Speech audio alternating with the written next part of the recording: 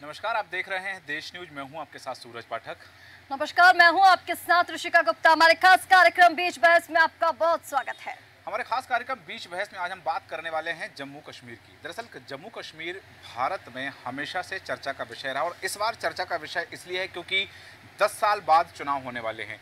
चुनाव की घोषणा हो चुकी है, तारीखों का ऐलान हो गया है। 18 सितंबर, 25 सितंबर और 1 अक्टूबर को मतदान होना है और 4 अक्टूबर को परिणाम आना है। लेकिन सबसे बड़ी बात जो चर्चा है वो है राहुल गांधी के दौरे को लेकर, क्योंकि जिससे जो सियासी समीकरण वहां बन रहे हैं और इन सभी सियासी समीकरणों को देखते हुए, क्योंकि नेशनल कॉन्फ्रेंस के साथ गठबंधन की जो बात सामने आई है कांग्रेस के साथ में, पिछली बार लगभग 44 से 45% वोट मिले थे नेशनल कॉन्फ्रेंस और कांग्रेस को मिला करके, और उसके बाद में वो दूसरे स्थान पर वो गठबंधन रहा है। और देखा गया कि लोकसभा में जिस तरह से इंडिया ब्लॉक में एनसी साथ थी, लेकिन वो अपेक्षित परिणाम नहीं आ पाए थे। अब क्या परिणाम सामने आ सकते हैं और किन परिणामों की अपेक्षा के साथ ये गठबंधन किया जा रहा है? बिल्कुल ठीक कह रहे हैं सूरज। इसके साथ ये भी देखना होगा कि किस पार्टी के लिए कितनी बड़ी चुनौती जम्मू कश्मीर में बनी हुई है, क्योंकि कहीं ना कहीं बीजेपी की अगर हम बात करें तो पहले पीडीपी के साथ गठबंधन में थी, उसके बाद उनकी सरकार गिरी। जब गठबंधन टूटा, इसके बाद से कहीं ना कहीं बीजेपी ने अच्छे काम तो किए हैं 370-35 को लेकर, लेकिन स्थानीय तौर पर अगर हम देखें तो बीजेपी का विरोध भी देखा गया। कांग्रेस की अगर हम बात करें तो कांग्रेस पूरी तरह से हाशिए पर है। जम्मू कश्मीर की अगर बात करते हैं तो यहाँ पर अगर एनसी के साथ गठबंधन हुआ है तो अब कितनी बड़ी चुनौती है, क्योंकि कांग्रेस ये चाह रही थी कि पीडीपी और एनसी दोनों के साथ उनका गठबंधन हो, पर एनसी से मना कर दिया गया है। एनसी प्रमुख ने उन्होंने कहा कि वो पीडीपी के साथ गठबंधन करने में सहमत नहीं। अब कितने रास्ते आसान होंगे, इस पर भी चर्चा करनी होगी और ये तमाम सवाल हैं, इन पर चर्चा करेंगे। इस चर्चा के लिए खास मेहमान हमारे साथ जुड़ चुके हैं, उनका परिचय आपसे करा देते हैं। राजनीतिक विशेषज्ञ वरिष्ठ पत्रकार रमेश शर्मा जी हमारे बीच मौजूद है। रमेश जी बहुत स्वागत है। राजनीतिक विशेषज्ञ वरिष्ठ पत्रकार नीरज तिवारी जी हमारे बीच मौजूद है। नीरज जी बहुत स्वागत है। राजनीतिक विशेषज्ञ वरिष्ठ पत्रकार गोपाल जैन जी हमारे बीच मौजूद है। गोपाल जी बहुत स्वागत है। राजनीतिक विशेषज्ञ वरिष्ठ पत्रकार अशोक गौतम जी हमारे बीच मौजूद है। अशोक जी बहुत स्वागत है। और इसी के साथ राजनीतिक विशेषज्ञ वरिष्ठ पत्रकार आदित्य नारायण उपाध्याय जी हमारे बीच मौजूद है। आदित्य जी बहुत स्वागत है। आप सभी मेहमानों का स्वागत करते हुए चर्चा की शुरुआत करना चाहूंगा कि जिस तरह से एनसी और कांग्रेस के गठबंधन है, जो उस गठबंधन में सीटों का बंटवारा आज रात तक हो सकता है कि तय हो जाए कि सीटों का बंटवारा कहां कहां होगा। हालांकि कांग्रेस ने कश्मीर घाटी में 12 सीटों की मांग की बात रखी है कि 12 सीटें विधानसभा की उनको दी जाए, लेकिन सबसे बड़ा सवाल जो यहां आ रहा है कि क्या वो सहमति बन पाएगी। रमेश शर्मा जी, आपके पास आना चाहूंगा कि कश्मीर में और जम्मू में जिस तरह से देखा जा रहा सियासी समीकरण एनसी और कांग्रेस, क्योंकि 18% वोट जो मिले थे कांग्रेस को मिले थे 2014 के चुनाव में और 20% वोट मिले थे एनसी को, 22% वोट मिले थे उस समय पीडीपी को और 18% वोट जो मिले थे वो भारतीय जनता पार्टी को मिले थे। तो ये जो गठबंधन उस समय रहा है, वो सरकार बनी, सरकार गिर गई, राष्ट्रपति शासन लगा, धारा 370 हट गई। इन सब के साथ में अब कांग्रेस जो कह रही है कि यदि वो सरकार में आई तो पूर्ण राज्य का दर्जा, विशेष राज्य का दर्जा वापस दिलाएगी। क्या कांग्रेस का ये फंडा वहां काम करने वाला है? देखिए, स्वाभाविक रूप से ये फंडा वहाँ पर काम कर जाएगा। उसका कारण ये है कि जब भी कभी कोई राजनीतिक दल घोषणा करता है तो जो सामान्य मतदाता है वो उसकी गहराई और उसके बिंदुओं पर कभी विचार नहीं करता। पूर्ण राज्य का दर्जा देना राज्य सरकार के अधिकार में नहीं है, ये केंद्र सरकार के अधिकार में है। बहुत से वो क्या होगा कि वो वहाँ से प्रस्ताव पारित करके भेज सकते हैं, उसको मानना या नहीं मानना ये केंद्र सरकार और लोकसभा में बहुमत के आधार पर ही होगा। तो लेकिन वो ये फंडा वहाँ पर काम कर सकता है।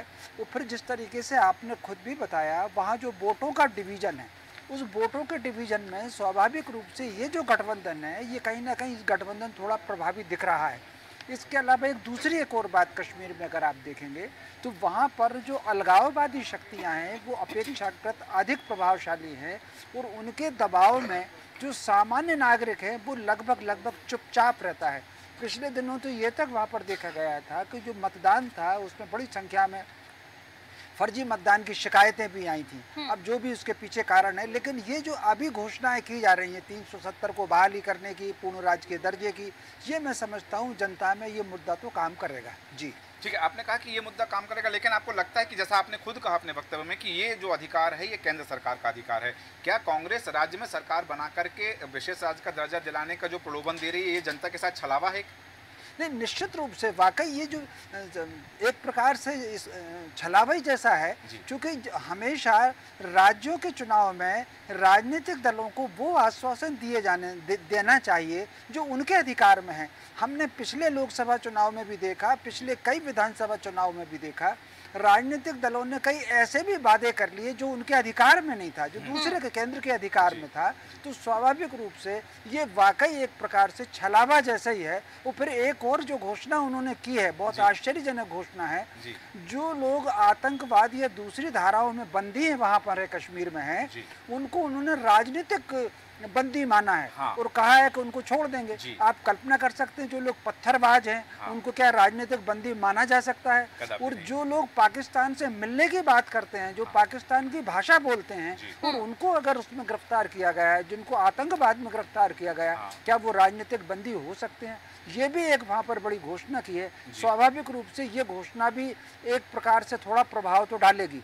जैसे हमने अभी लोकसभा के चुनाव में देखा कि कुछ लोग इस तरीके से निर्वाचन होकर के आए पंजाब से और कश्मीर से, जो वाकई थोड़ा आश्चर्यजनक जैसा था। तो स्वाभाविक रूप से ये घोषणाएं प्रभाव डालेंगी और वोटों का जो ध्रुवीकरण होगा, वो कहीं ना कहीं ये इनको इंडिया गठबंधन को कहीं ना कहीं मजबूत बनाने की तरफ दिख रहा है। बिल्कुल, इंडिया गठबंधन मजबूत हो सकता है अपनी घोषणाओं से, लेकिन ऋषि का सबसे बड़ी बात है कि चाहे वो विशेष राज्य के दर्जे की बात हो या फिर जो बात कही जा रही है कि जो राजनीतिक बंदी है उनको रिहा करने की बात कही जा रही है, तो ये देश के हित में कितना होगा, ये जो प्रश्न है, ये यक्ष प्रश्न है और इसका उत्तर संभवतः अभी तो मिलना कदापि उचित नहीं लग रहा कि मिल पाएगा अभी। बिल्कुल ठीक कह रहा है सूरज। जिस तरह से, जैसे कि अभी रमेश जी ने भी बताया कि राजनीतिक दल जो घोषणाएं कर रहे हैं उसका कितना प्रभाव जम्मू कश्मीर पर पड़ने वाला है, क्योंकि स्थानीय जनता के जो समीकरण है, जिन सियासी समीकरणों की हम बात कर रहे हैं, वो बेहद अलग है। यहाँ पर उपेंद्र जी, मैं आपके पास आना चाहूंगी। जिस तरह से हम सियासी समीकरण जम्मू कश्मीर की अगर बात करें तो देखिए, कांग्रेस के लिए भी कहीं ना कहीं बड़ी चुनौती है। जैसे मैंने पहले कहा था कि हाशिए पर कांग्रेस वहां पर है। अब क्योंकि वहां पर एनसी के साथ गठबंधन हो गया है, तो ऐसे में कितना प्रभाव जम्मू कश्मीर की जनता पर पड़ेगा, क्योंकि कांग्रेस में कैडर की भी कमी है और स्थानीय तौर पर हम देखें तो वहां पर बिखराव भी देखा गया है। तो क्या लग रहा है अब एनसी के गठबंधन के बाद क्या परिस्थितियां सामने आने वाली हैं? एनसीपी के साथ जो कांग्रेस का गठबंधन हुआ है, उससे जो वोटों का वाइफरकेशन होता है वो तो रुकेगा और इससे दोनों दलों का जो नुकसान है वो कम होगा और इनको फ़ायदा मिलेगा उसका। लेकिन जो घोषणाएं हैं इनकी, जो ये कर रहे हैं, जैसे आप विशेष राज्य के दर्जे की बात करें या आतंकवादियों को छोड़ने की बात, ये देश हित में नहीं है ये बातें, और देश इस बात को कभी स्वीकार नहीं करेगा। इनको हो सकता है इन बातों का वहाँ लाभ मिल जाए, लेकिन बाकी के देश में इनको नुकसान मिलेगा इसका। और कांग्रेस को ये सोचना होगा कि वह राष्ट्रीय दल है, पूरे देश में उसका अस्तित्व है, और यदि केवल वो जम्मू कश्मीर के स्थिति को देखते हुए, वहाँ की लोकल पॉलिटिक्स को देखते हुए अगर वादे करती है और उन वादों का देश के बाकी हिस्से में विपरीत प्रभाव पड़ता है, तो ऐसी स्थिति में कांग्रेस को अपना सोच समझ के निर्णय लेना चाहिए। लेकिन वो स्थिति हम देख रहे हैं कि वो क्षेत्रवाद की राजनीति में कांग्रेस घुस रही है और वो क्षेत्रवाद की राजनीति का कांग्रेस को इसमें नुकसान होगा। लेकिन वो इससे ये मान रही है कि अगर वो जम्मू कश्मीर पे सत्ता पा लेगी, सत्ता काबिज कर लेगी, तो पूरा देश उनकी मुट्ठी में होगा। ये बयान भी सामने आया है आज। जम्मू कश्मीर एक छोटा सा राज्य है, वो भारत देश बहुत बड़ा देश है। जम्मू कश्मीर की परिस्थितियों का प्रभाव पूरे देश में दूसरे दृष्टिकोण में देखने को मिलेगा, लेकिन कांग्रेस सोचती है कि उसका पूरे देश में वोटों की दृष्टिकोण से उसको फायदा मिलेगा। तो वो कतई नहीं मिलने वाला है, इससे उसको नुकसान होगा, ना कि फायदा होगा। जैसा आपने कहा कि वो क्षेत्रवाद की राजनीति में यदि सक्रियता दिखा रही हैं और वहाँ घुसपैठ उनकी बन रही है, तो चूंकि वो एक राष्ट्रीय दल है और क्षेत्रवाद की राजनीति को लेकर के यदि वो वहाँ अपना ध्यान केंद्रित करते हैं, तो स्वाभाविक बात है कि उनको नुकसान होने की संभावना भी। लेकिन सबसे बड़ी बात यहाँ आ रही है ऋषि का, जैसा कि कहा गया, तिवारी जी ने जो बात कही कि यहाँ कांग्रेस को नुकसान होने की भी संभावना। कांग्रेस अपने फायदे के लिए जो विचार कर रही है, वो फायदा कितना पहुँचा सकती है, सबसे बड़ी बात आती है। आदित्य नारायण उपाध्याय जी, आपके पास आना चाहूँगा। प्रश्न मेरा ये है कि बहुत मुश्किल हुई, बहुत सारे संविधान के संशोधन किए गए, पूर्व के जितने संशोधन थे वो देखे गए, 1956 का देखा गया, 1952 का देखा गया, 1958 का देखा गया। तमाम चीज़ें देखने के बाद में धारा 370 हटा करके उसे भारत का पूर्ण हिस्सा बनाया गया। जिस तरह से हमने देखा कि 5 अगस्त को 2019 में तत्कालीन गृह मंत्री, वर्तमान में भी गृह मंत्री अमित शाह ने सदन में जो बात कही थी कि जम्मू कश्मीर से धारा 370 हटाई जाती है, और उन्होंने कहा था कि आसपास का जो इलाका है, जो भारत का है, उन्होंने उस समय जो शब्द का प्रयोग किया था कि अखंड भारत का जो हिस्सा रहा है वो भी हम शामिल करेंगे। तब से लेके विवाद लगातार चलता रहा। आज यदि केवल चुनावी फायदे के लिए, क्योंकि कितनी मुश्किलें गई हैं, ये राजनीतिक विश्लेषक हैं, वरिष्ठ पत्रकार हैं, जानते हैं कि कितनी मुश्किलों के बावजूद ये हटाया गया है और उसे एक सामान्य राज्य बनाया गया है। हालांकि राष्ट्रपति शासन लगाया गया है, अब वहाँ विधानसभा चुनाव होने वाले हैं। 10 साल बाद वहाँ की जनता अपनी सरकार चुनने वाली है। अब ये कह करके कि हमारी सरकार आई तो हम धारा 370 हटा देंगे, क्या ये उचित है? इतने कवायद के बाद धारा 370 हटाई गई, वहाँ शांति बहाल करने की कोशिश की गई, क्योंकि उसके पहले का माहौल हमने भी देखा है, आपने भी देखा है। तो आपको लगता है यदि कांग्रेस सरकार आ जाती है, वहाँ एनसी के साथ सरकार बनाती है, तो क्या कांग्रेस 1% यदि चांस मान लेते हैं कि धारा 370 हटा देगी, तो क्या हालात होंगे? हम केवल परिकल्पना कर सकते हैं। आपका दृष्टिकोण क्या है कांग्रेस के इस घोषणा पर? किसी एक स्टेट में, और वो भी आज की स्थिति में यूनियन टेरिटरी है, स्टेट की सरकार कभी भी उसको किसी तरीके से जैसे 370 धारा है या संवैधानिक कोई डिसीजन इस तरीके का नहीं ले सकती है और उनके अधिकार क्षेत्र में नहीं है। लेकिन सबसे बड़ी बात कहने की ये है कि निश्चित तौर पर धारा 370 को जब हटाया गया तो निश्चित तौर पर पूरे राष्ट्र को प्रसन्नता हुई है और ऐसी उम्मीद की जा रही थी कि इसके बाद जो है, जो तमाम हिंदू वर्ग जो है कश्मीर से माइग्रेट होकर के देश के अलग अलग हिस्सों में बस गया है, उनको वहाँ बसाया जाएगा, उसके बाद चुनाव कराया जाएगा। लेकिन हुआ ये कि निरंतर जो है वहाँ की स्थिति जो है बद से बदतर होती चली जा रही है, आतंकवाद दोबारा से हावी हो रहा है और मुझे ऐसा लगता है कि निश्चित तौर पर आज भी वहाँ जो प्रभाव है, वहाँ क्षेत्रीय पार्टियों का, जो क्षेत्रीय पार्टियाँ जिस तरीके से कश्मीर में आज तक जो है विखंडनवादी विचारधारा की रही हैं, उन्हीं का प्रभाव आज भी है। और कोई कांग्रेस जैसी कोई भी राष्ट्रीय पार्टी यदि उनसे गठबंधन करके सरकार बनाने की कोशिश करती है तो ये कांग्रेस के लिए भी एक गलत डिसीजन होगा निश्चित तौर पर। इस मामले में मैं भारतीय जनता पार्टी की इस बात से सहमत हूँ कि वो कम से कम स्वतंत्र चुनाव लड़ना चाहती है। हमने सुना है अमर राष्ट्र, उद्दंड राष्ट्र, उन्मुक्त राष्ट्र यह मेरी बोली, यह सुधार समझौतों वाली मुझको भाती नहीं ठिठोली। तो इस तरीके से समझौता करके क्षेत्रीय दलों का जो अलगाववादियों की तरह जिनका आचार विचार है उनके साथ में सरकार बनाना कहीं से भी युक्त नहीं हो सकता है। बिल्कुल सही कहा आपने कि युक्त नहीं हो सकता, लेकिन यहाँ बड़ी बात ये भी आ रही है कि जिस तरह से लोकसभा चुनाव में देखा गया ऋषिका कि एनसी उस समय इंडिया ब्लॉक का हिस्सा उस समय भी था लोकसभा चुनाव में। हालांकि अपेक्षित परिणाम नहीं आए, क्योंकि जम्मू की जो 2 सीटों पर कांग्रेस के प्रत्याशी थे वो दोनों सीटें कांग्रेस हार गई थी। अब ये जो अपेक्षा है कि यदि हम इंडिविजुअल चुनाव लड़ते हैं, कांग्रेस इंडिविजुअल चुनाव लड़ती है, तो उनको उम्मीद होगी कि हम अपेक्षित परिणाम नहीं ला पाएंगे, इसलिए गठबंधन की ओर वो अग्रसर हो रहे हैं। बिल्कुल ठीक कह रहे हैं। और इसको कांग्रेस और भाजपा दोनों ने क्षेत्रीय पार्टियों को साथ लेकर सरकार पहले बना चुकी है और कोई भी सरकार 5 साल पूरा नहीं कर पाई। बिल्कुल ठीक कह रहे हैं। और इसको जब कांग्रेस का इसके साथ गठबंधन हो रहा था एनसी के साथ, उसके पहले एनसी प्रमुख ने ये कह भी दिया था कि हम गठबंधन नहीं करेंगे, हम स्वतंत्र रूप से वहां पर चुनाव लड़ेंगे। उसके बाद ये गठबंधन किया गया। हालांकि गठबंधन अब हो गया है, पीडीपी को साथ लाने की भी बात चल रही है, लेकिन 2 दिन का ये जो दौरा रहा है मल्लिकार्जुन खड़गे का और राहुल गांधी का, यहाँ पर तमाम जो निशाने हैं वो भारतीय जनता पार्टी के ऊपर साधे गए। राहुल गांधी ने कहा कि 56 इंच की छाती लेकर मोदी जी चलते थे, लेकिन कहीं ना कहीं इंडिया गठबंधन ने उनका जो कॉन्फिडेंस था वो तोड़कर रख दिया है, हौसले पस्त कर दिए हैं। और अब भारतीय जनता पार्टी को ये समझ आ गया है, वो ये कह रहे हैं कि अब मोदी जी कंधे झुकाकर चलने लग गए। ये तमाम आरोप जो है वो लगाए जा रहे हैं। अब इस पर पलटवार करते हुए नीरज तिवारी जी, महासचिव, ये कह रहे हैं बीजेपी के तरुण, वो ये कह रहे हैं कि राहुल गांधी वहां दौरा करने गए, ये बहुत अच्छी बात है। अगर वो वहां पर दौरा कर रहे हैं तो वहां पर अब किस तरह की परिस्थितियां हैं ये उनको भी समझ आएगा कि कैसा विकास जम्मू कश्मीर में हो रहा है। इसके साथ साथ उन्होंने कांग्रेस, एनसी और पीडीपी पर आरोप भी लगाया कि अलगाववाद और आतंकवाद को भड़काने की कोशिश की जा रही है। 2014 के बाद से ये जो परिस्थितियां हैं वो सुधरी थी। बीजेपी के ऊपर जो निशाने साधे जा रहे हैं और जिस तरह से पलटवार किया गया, कैसे देख रहे हैं? क्या वाकई स्थानीय पार्टी कांग्रेस कहीं ना कहीं अलगाववाद और आतंकवाद भड़काने की दिशा में चल रही थी? ऋषिका जी, हम लोग को थोड़ा सा ये सोचना है कि ऐसा लग रहा है कि राहुल गांधी जी पूरे देश में चुनाव जीत लिए हैं, वो अपने आप को इस तरीके से प्रेजेंट कर रहे हैं। आप ये सोच रहे हो कि हम भारत विरोधी तत्वों के साथ मिलकर के सरकार बना लेंगे, तो जहां तक मेरा मानना है आप बना तो नहीं पाएंगे, लेकिन कुछ असर जरूर आप डाल सकते हैं। जिस तरीके से जम्मू कश्मीर में लोगों को रोजगार मुहैया होना शुरू हो गया है, तो क्या उनके दिल में ये नहीं पता चल रहा होगा, आवाज आ रही होगी कि ये सरकार जब से 370 धारा हटी है तब से हमारे क्षेत्र में पर्यटन की दृष्टि से देखा जाए तो करोड़ों लोग आना शुरू हो गए हैं। उनके अंदर से भी आवाज आएगी कि वोट देना किसको है। अब शायद वो ध्रुवीकरण के शिकार नहीं हो पाएंगे, जहां तक मेरा मानना है। और रही बात राहुल गांधी जी और कांग्रेस के अध्यक्ष जी का, तो देखो वो लोग तो कोशिश करेंगे ही कि चुनाव आ रहा है, हम जल्दी जल्दी गठबंधन कर लें और फिर उसके बाद हम सरकार में आ जाएं। पिछली बार 2014 में जो चुनाव हुआ था, भारतीय जनता पार्टी 25 सीट लेके आई थी, पीडीपी के साथ सरकार बनाई थी। क्या उनकी जड़ें मजबूत नहीं है?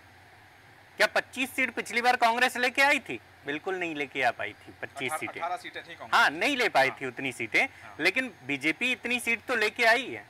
तो उनको पास उम्मीद तो है कि हमने काम किया है, हम अपने काम के बल पर हम आ सकते हैं। हाँ, लेकिन बहुत बड़ा हस्तक्षेप होने लगता है जब कश्मीर का चुनाव होता है, पूरे जम्मू कश्मीर का चुनाव होता है, तो पाकिस्तान का हस्तक्षेप कुछ ज्यादा होता। अब जैसे इन्होंने बोला कि भारत के इतिहास में किसी का विशेष राज्य का दर्जा था, उसको छीन लिया गया है। अब इस तरीके से जो प्रोपोगंडा फैलाया जा रहा है पूरे देश में, अब उस प्रोपोगंडा को अब लोग समझ गए हैं कि भैया मुझे जीवन में रोजगार चाहिए, हमें जीने के साधन चाहिए, हमें मुख्य धारा से जुड़ना है।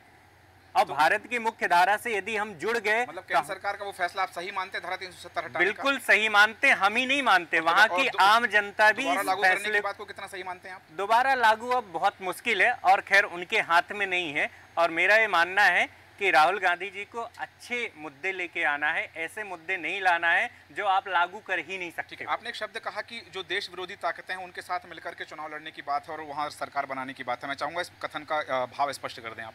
देश विरोधी तत्व की बात मैं इस तरीके से कर रहा हूं, मैं नहीं कह रहा हूं कि आपके एनसी और देश विरोधी है, ऐसा नहीं है।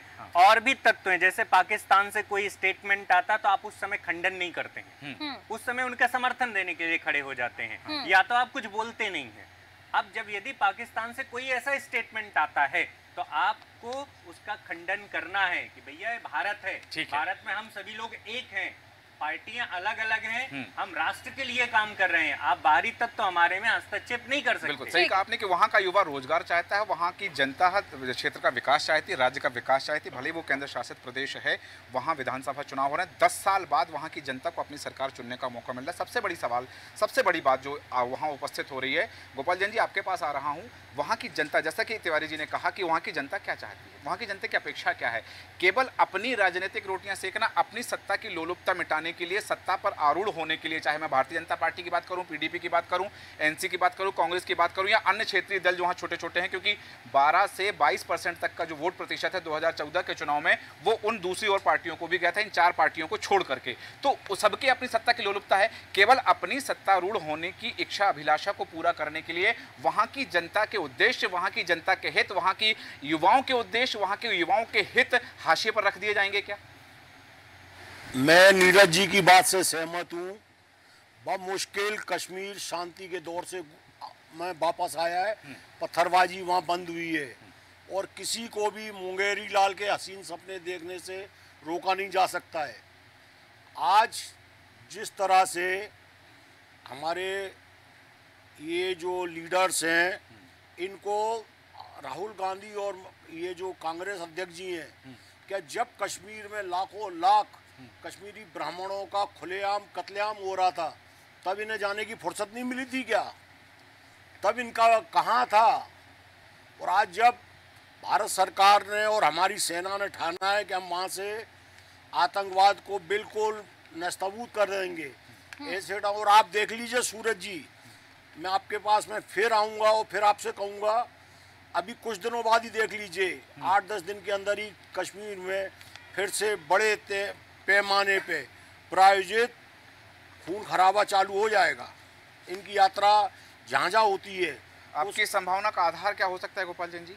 आप हमेशा देख लीजिए, कई जब भी इन लोगों की यात्राएं होती हैं, और अगर 1903 से उठा के देखिए, जब जब देश में शांति आई है, तब तक प्रायोजित हिंदू मुस्लिम दंगे हुए हैं। अभी कुपवाड़ा, राजौरा और जम्मू में जो आतंकी हमले हुए हैं, क्या उनको चुनाव से जोड़ के देखा जा सकता है?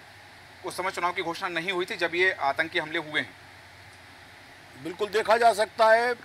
ये लोग नहीं चाहते कि भारत में और कश्मीर में शांति रहे। पिछले 72 दिन में 44 सैनिक शहीद हुए हैं वहाँ पर हमारे। जिसमें कमांडर भी रहे हैं, कैप्टन भी रहे हैं, सैनिक भी रहे हैं, 44 सैनिकों की शहादत हुई है। तो क्या वो भी राजनीतिक स्टंट रहा या राजनीति को प्रभावित करने के उद्देश्य से रहा है? नहीं, राजनीतिक स्टैंड नहीं होता है, पर्दे के पीछे कोई और ऑपरेट करता है और पर्दे के पीछे कोई दूसरा बैठा हुआ खेल खेलता है। ठीक है, एक संभावना बड़ी बात कही है गोपाल रंजन ऋषिका कि हो सकता है आने वाले दिनों में कश्मीर में खून खराबा देखने मिले।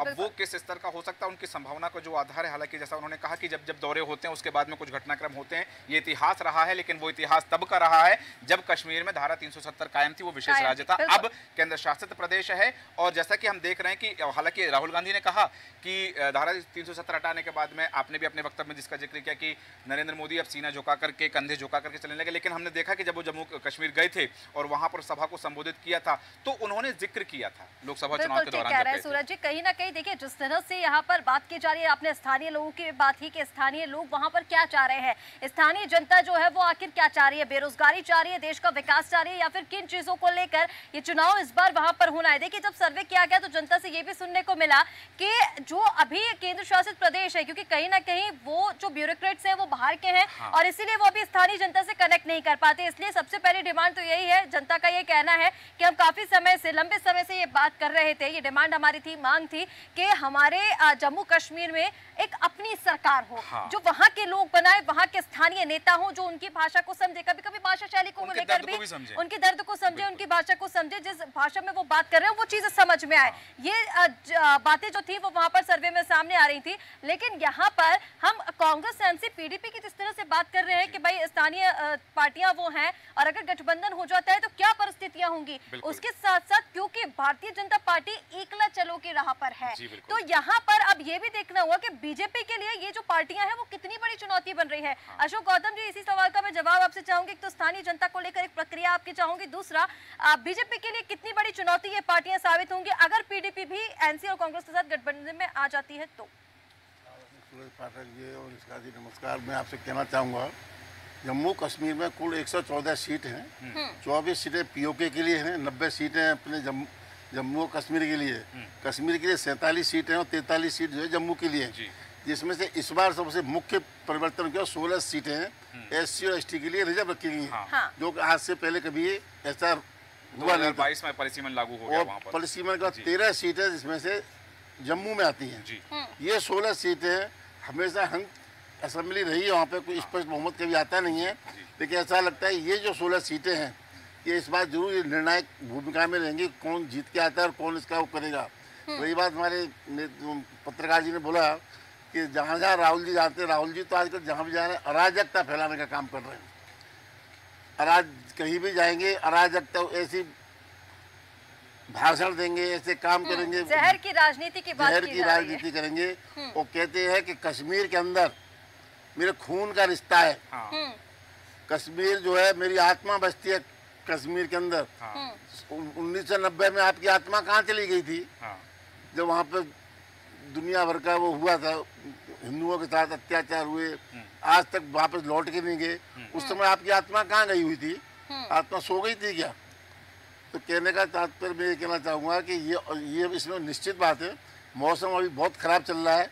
उस समय तक अगर मौसम खराब रहा तो वोटिंग परसेंटेज बहुत कम होगा। चुनाव आयोग ने कहा कि मौसम को देखते हुए ही घोषणा की है कि मौसम साफ हो जाए फिर घोषणा। अगर मौसम साफ रहता है तो वो, इसमें भी नेशनल कॉन्फ्रेंस का और कांग्रेस का तो गठबंधन बन गया है, पीडीपी का नहीं कहीं हो पा रहा है, क्योंकि उसकी लड़की जो है इंतजार, उसकी वजह से कह दिया है पीडीपी वालों ने अगर ये चुनाव लड़ेगी तो हम जो है इसका सपोर्ट नहीं करेंगे। उस लड़की ने कहा कि मैं इंडिपेंडेंट चुनाव लड़ूंगी, लेकिन मेरी माँ को सपोर्ट करो। ये बहुत सारी अभी राजनीति खेलना बाकी है। और ये जो पत्थर फेंकते थे उनको आज की तारीख में हम छुड़वा देंगे, शहीद का क्या क्या राजनीति कैदी का बंदी का दर्जा देंगे, ये सब बातें बहुत हल्की बातें हैं जो कि ये नहीं करनी चाहिए। ये इस उम्मीद में घूम रहे हैं जैसे कि कई नेताओं ने तो हमारे कह भी दिया है कि बांग्लादेश में हो गया, श्रीलंका में हो गया, यहाँ भी ऐसा हो जाए तो ठीक है, हमारा कुछ इनकी अति महत्वाकांक्षा बनने, प्रधानमंत्री बनने की अति महत्वाकांक्षा है। ये जो बात आपने कही, जैसे कि पहले मल्लिकार्जुन खड़गे का एक बयान सामने आता है कि बीजेपी विष है और इस विष को हमें निकाल कर फेंकना पड़ेगा। अब जब कांग्रेस के खुद जो नेता हैं, राहुल गांधी सदन के नेता प्रतिपक्ष हैं, वो ये बात कर रहे हैं कि हम 370 का हटा करके विशेष राज्य का दर्जा दे देंगे, राजनीतिक बंदियों को रिहा कर देंगे, तो ये विश्व भवन नहीं है फिर? विश्व नहीं है ये। और इस तरह से बातें क्या आपके अधिकार क्षेत्र में है? हाँ। जब आप जो है 2/3 हम ले आओगे लोकसभा में, तब आप कर सकते हो। एक राज्य को जीतने से आप क्या पालोगे? आप एक राज्य को मान लो गवर्नमेंट भी बना ली तो वो बताया पत्रकार महोदय ने खाली अनुमोदन करके भेज दोगा आप केंद्र सरकार के पास। उससे क्या होने वाला है? ठीक है। उससे कोई आपको विशेष राज्य का या पूरे राज्य का दर्जा तो नहीं मिल जाएगा। ठीक है। जिस तरह से चर्चा हुई, चर्चा की शुरुआत में रमेश शर्मा जी ने जो बात कही थी कि यदि कांग्रेस इस तरह से घोषणाओं का प्रचार करती है और जनता के बीच में जाकर के ये बात कहती है, तो हो सकता है कि कांग्रेस को इन बातों से कुछ लाभ मिल सके। लेकिन ये बातें, जिस तरह से लोकसभा का भी उदाहरण देगी, कुछ ऐसी घोषणाएं कर दी कि जिनको साकार रूप में चरितार्थ करना संभव नहीं था, और इसी तरह की बातें यहाँ पर भी की जा रही है। तो ऋषिका, यहाँ एक सबसे बड़ी बात आ रही कि राजनीति का केंद्र हम देख रहे हैं कि कश्मीर, जम्मू कश्मीर में चुनाव, क्योंकि चुनाव 2 राज्यों में, हरियाणा में और जम्मू कश्मीर, लेकिन सबसे ज़्यादा चर्चा हो रही है जम्मू कश्मीर की चुनाव की, क्योंकि जम्मू कश्मीर में 10 साल बाद चुनाव हो रहे हैं और जिस तरह से चुनाव आयोग ने अपनी तैयारियों यहाँ की परिस्थितियाँ 370-35 के हटाने के बाद की जो है वो बदली हुई है, और उसके बाद विधानसभा चुनाव काफी लंबे समय के बाद, क्योंकि जनता की डिमांड जो थी वो पुरजोर तरीके से देखी जा रही थी कि हमें हमारे मुल्क की अपनी सरकार चाहिए। बिल्कुल, आपने जिक्र भी किया कि वहाँ जो ब्यूरोक्रेसी है वो बाहर से आए हुए लोग हैं, लोग अपने नेता चाहते हैं, अपने लोग चाहते हैं। तो चूंकि समय की सीमा है, सभी मेहमानों से आग्रह है कि मैं एक प्रश्न लेकर सभी के पास आ रहा हूँ, आप अपनी प्रतिक्रिया दें एक लाइन में कि वास्तव में जम्मू कश्मीर की सियासत पर आपका दृष्टिकोण क्या है और जम्मू कश्मीर की सियासत देश की राजनीति पर कितना असर डालने वाली है। शुरुआत करूंगा रमेश शर्मा जी से इन्हीं दोनों प्रश्नों के साथ। रूप से जम्मू कश्मीर की जो राजनीति है वो देश के राजनीतिक वातावरण पर प्रभाव डालेगी, एक बात। दूसरा, जो अभी चुनाव हो रहे हैं इनके बारे में कुछ कहा नहीं जा सकता। उसके 2 कारण हैं। एक तो चुनाव 10 साल बाद हो रहे हैं, 370 हटने के बाद चुनाव हो रहे हैं, और एक सबसे बड़ी बात यह है, पिछले दिनों जब वहाँ पर पंचायत के चुनाव हुए थे, उन पंचायत चुनावों में आतंकवादियों ने चुनाव का बहिष्कार करने की अपील की थी, बावजूद इसके वहाँ मतदान का प्रतिशत बढ़ा था। तो चूंकि अब नए चुनाव पर दबाव बनाने के लिए जो आतंकी घटनाएं हो रही हैं, पहले उन्होंने उत्तर भारत के लोगों को मारा और अब सेना और सुरक्षा बलों पर हमला कर रहे हैं, तो ये जो बात है, ये जो सामान्य मतदाता है कश्मीर का, उस पर ये क्या प्रभाव डालेगा ये आज नहीं कहा जा सकता। लेकिन जम्मू कश्मीर के चुनाव बहुत दिलचस्प स्थिति में है। जी बिल्कुल, यही बात चुनाव आयोग ने भी कही थी कि वहाँ के लोगों में लोकसभा चुनाव में जो उत्साह देखा, उस उत्साह को देखते हुए तारीखों का ऐलान किया। गोपाल जैन जी, यही प्रश्न लेकर के आपके पास हूँ मैं कि क्या प्रभाव होने वाला है हमारे आपका दृष्टिकोण? बैठे हुए बड़े राजनेता हैं जो भ्रम फैलाना और दूषित राजनीति करते हैं, उनको अपने चश्मे उतार के देखना पड़ेगा आम आदमी की नज़र से। अगर कांग्रेस पार्टी और इस तरह के लोग देश को गुमराह, अगर अंधे ही बनने का उन्हें शौक है, आज पूरी दुनिया का सबसे ऊंचा पुल रेलवे का कश्मीर में है। ठीक है, अगर उन लोगों को ये तरक्की नज़र नहीं आती, विकास नहीं आया, तो उनके लिए कोई क्या करे। अगर 15 अगस्त 4 दिन पहले 15 अगस्त थी, 15 अगस्त के दिन लाल किले के प्राचीर के सामने कई हजार कश्मीरी लड़के लड़कियां अपने अपने पारंपरिक ड्रेस में आए और इतने अच्छे उत्साह से उन्होंने वहां डांस किया कि जिसको पूरी दुनिया के 190 टीवी चैनलों ने देखा और उसको अप्रिशिएट किया। अगर हमारे नेता लोग इनको नहीं देखना चाहेंगे, मेरे देश की तरक्की नहीं देखना चाहे, भाईचारा नहीं देखना चाहते, तो उनका तो भगवान श्री राम ही उद्धार करेंगे और कोई नहीं। ठीक है, जो आपने उदाहरण दिया 15 अगस्त की रिहर्सल का, वहाँ पर जो परेड हुई उसका आपने उदाहरण दिया है कि वहाँ पर कश्मीर की उपस्थिति। लेकिन उपाध्याय जी, यही सवाल कि कश्मीर की राजनीति पर, कश्मीर की सियासत पर आपका दृष्टिकोण और कश्मीर की सियासत देश की सियासत पर क्या असर डालने वाली है? देखिए, अभी आज राहुल गांधी ने अपने लगभग मुझे लगता है कि सारे पत्ते खोल दिए हैं लेकिन भारतीय जनता पार्टी की स्ट्रेटेजी अभी सामने आना बकाया है। और वो निश्चित तौर पर वो भी इससे कहीं ना कहीं दुगने अपना पिटारा खोलेंगे, तो इससे दुगने कुछ ना कुछ आश्वासन देंगे। तो ये तो एक बात हुई।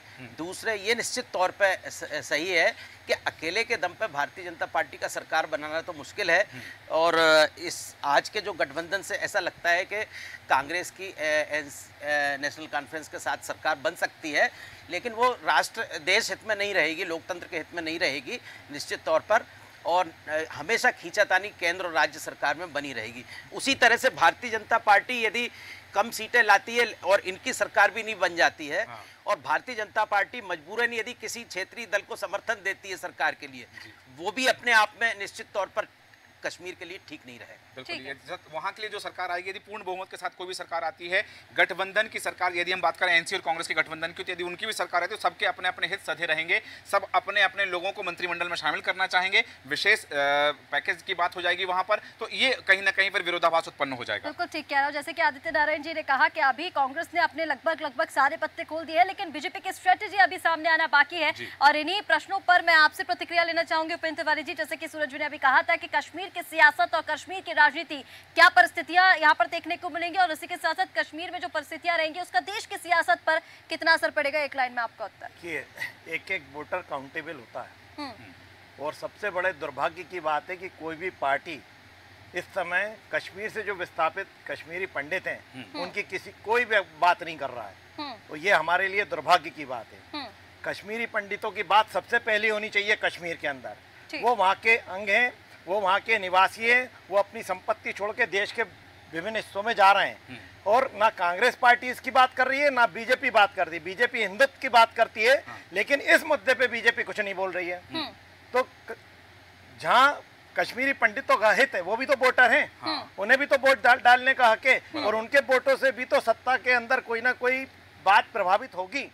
तो कश्मीर के अंदर जो बात हो रही है कश्मीरी पंडितों को लेके की जानी चाहिए, और चूंकि दूसरे राजनीतिक दलों को ये मुद्दा उठाना चाहिए, वो नहीं उठा रहे हैं, तो उनके संज्ञान में हम इस प्लेटफॉर्म के द्वारा बात पहुंचाना चाहते हैं। ठीक है, देखना होगा कि दोनों ही राजनीतिक दल, पूरे देश में इसका प्रभाव ये पड़ेगा कि कश्मीर देश का एक अभिन्न अंग है और साथ साथ बहुत महत्वपूर्ण राज्य है, हमारे सीमा की दृष्टि से भी और हमारी भौगोलिक दृष्टि से भी और पर्यटन की दृष्टि से भी। अगर कश्मीर में शांति स्थापित होती है और राजनीतिक दल अच्छा काम करते हैं, तो इससे वहाँ की आर्थिक व्यवस्था सुदृढ़ होगी।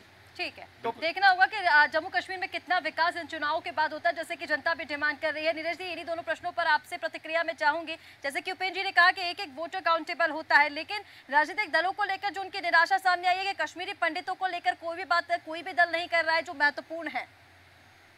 जी बिल्कुल, कश्मीरी पंडितों की बात तो कोई नहीं कर रहा है, लेकिन जो चर्चा आपने की थी कि एक लाइन में हमें जवाब देना, तो मैं दे रहा हूँ।